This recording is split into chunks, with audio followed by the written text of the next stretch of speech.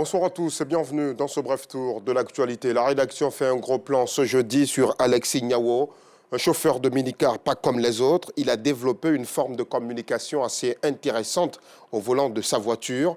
Alexis est animateur, il prend beaucoup de plaisir à entretenir ses passagers sur la société qu'il emploie. Il parle aussi de la limitation de vitesse et des bonnes conduites à tenir sur la route et durant le trajet, les raisons de tous les arrêts qu'il effectue durant le voyage, le choix des vidéos et de la musique qu'il propose dans son véhicule. Tout ceci est expliqué aux passagers. Nous l'avons suivi tout au long du trajet Abidjan-Yamoussoukro. Une belle ambiance en voiture que nous vous montrerons avec beaucoup de plaisir à 19h30. Dans le chapitre éducation, les élans de solidarité envers les élèves se multiplient. Depuis la rentrée des classes, l'association Awalé en Ndokwa Fontené a distribué plus de 300 kits scolaires et cartables aux élèves du village d'Andokwa et ceux des villages environnants dans la région de la Mé. L'action sociale a pour but unique de soulager les parents d'élèves de la localité. C'est un sujet d'Assitan Diarra et Zié Traoré que nous vous proposerons ce soir.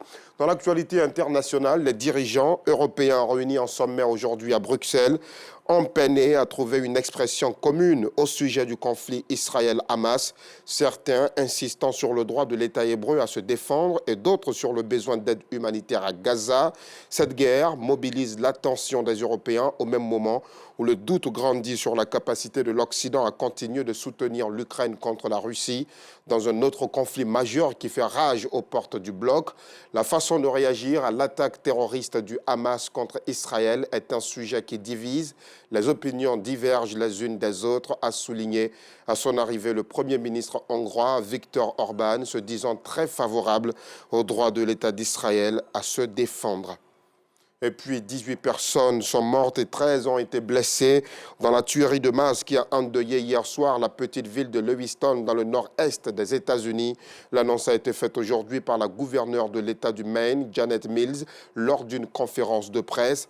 Je suis profondément attristé de vous annoncer que 18 personnes ont perdu la vie et 13 ont été blessées dans les attaques la nuit dernière, a déclaré la gouverneure, alors qu'une chasse à l'homme était toujours en cours pour retrouver le tireur.